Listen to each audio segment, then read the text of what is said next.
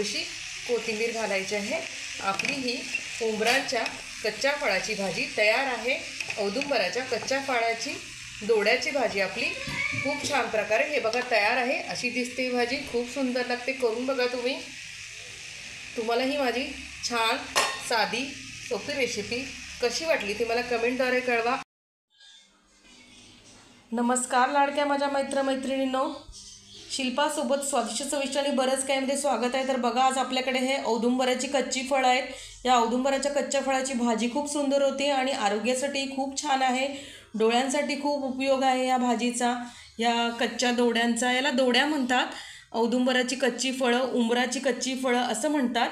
तर खूप सुंदर होते याची भाजी आणि या झाडाच्या पानांचा, सालीचा, मुळाचा सगळ्या गोष्टींचा औषधी उपयोग होतो। तसंच ह्या दोड्यांचाही औषधी उपयोग आहे। ह्याच्यामध्ये फॉस्फरस असतं, पोटॅशियम असतं, विटॅमिन डी असतं, विटॅमिन अ असतं। खूप छान आहे, म्हणून तुम्ही याची भाजी अवश्य मिळाली तर खाल्ली गेली पाहिजे। तर कालच आम्ही हे तोडलेले आहेत ह्या।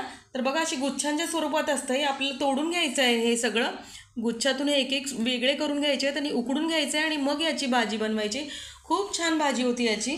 मी एकदा केली होती याची भाजी, आता माझी चव लक्षात नाही आहे, पण खूप छान लागली होती। आता परत एकदा आपण ही भाजी करणार आहोत, तर बघूयात करून याची भाजी कशी बनवायची ती।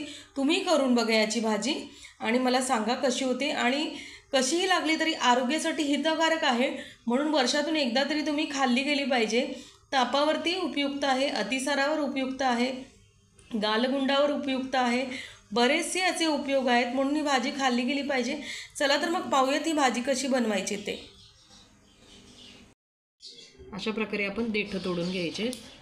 हां, आणि चीक निघतो त्याचा, असा हे व्हाईट कलरचा। हे बघा अशा प्रकारे यातून चीक निघतो। या चिकाचेही औषधी उपयोग आहे छानपैकी। आता हे सारं आपल्याला स्वच्छ धुवून ही देठ तोडून उकडून घ्यायचं आहे। तर आता हे आपण उकडून घेऊया। जसा तुम्हाला तुमच्या कुकरला वेळ लागतो त्याप्रमाणे मऊ शिजेपर्यंत आपल्याला उकडून घ्यायचं आहे। आता उकडून घेऊयात आणि पुढची प्रोसेस करूयात मग। अशा प्रकारे आपण कुकरमध्ये पाणी घेतलेलं आहे आणि त्याच्यामध्ये ह्या दोड्या उंबराची कच्ची फळं आपण घातलेली आहेत आणि छान हे मऊ आपल्याला उकडून घ्यायचे। चला तर मग हे उकडून घेऊयात। हे बघा अशा प्रकारे उकडून झालेलं आहे। आपण हे पाण्यातून काढलेलं हे बघा, आणि चाळणी आहे, मी चाळणीवर ठेवलेलं आहे छानपैकी। आणि आता आपल्याला याचे असे छोटे छोटे असे तुकडे करून घ्यायचे आहेत छान, आणि तुकडे करून मग आपल्याला याला फोडणी करायची। चला मग तुकडे करून घेऊयात आणि मग नंतर फोडणी करूयात। आता एक कढईत आपण तेल गरम करून घेतलेले आहे, त्यात जिरे मोहरी घालूयात।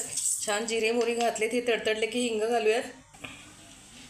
आता यामध्ये हिंग घालूयात आपण। कढीपत्ता असेल तर कढीपत्ता घातला तरी चालेल, माझ्याकडे कढीपत्ता नाही आज। आता यामध्ये बारीक चिरलेला कांदा घालायचा आहे। कांदा जरा जास्त प्रमाणात लागतो याला। कांदा, तेल, चटणी या दोड्यांना जास्त लागतात। ते कांदा छान परतून घेऊयात आपण गुलाबी रंगावर। कांदा आपला बऱ्यापैकी छान परतून झालेला आहे। तर याच्यामध्ये आपण टोमॅटो परतायचा आहे। टोमॅटोमध्ये थोडंसं मीठ घालून परतायचं आहे। मी सेंधव मीठ घातलं, तुम्ही कुठलंही मीठ घालू शकता। परतूयात हे। आता या फोडणीत थोडीशी कोथिंबीर टाकायची। कोथिंबीरीचा स्वादही खूप छान लागतो, आणि घरगुती तिखट आणि लाल मिरचीचं तिखट याच्यामध्ये घातलेलं आहे। आता छान हे परतून घ्यायचं आहे आपण। परतूयात आपण हे मस्त। आता हळद घालूयात याच्यामध्ये। आता यामध्ये आपण उकडलेल्या आणि ते फोडलेल्या दोड्या आपण टाकणार आहोत। हातानेच तोडल्यात आपण या छानपैकी, उकडून छान तोडून घेतल्यात। या मसाल्यावर आता छान परतून घ्यायचेत आपल्याला। छान परतूयात आपण आता हे मस्त।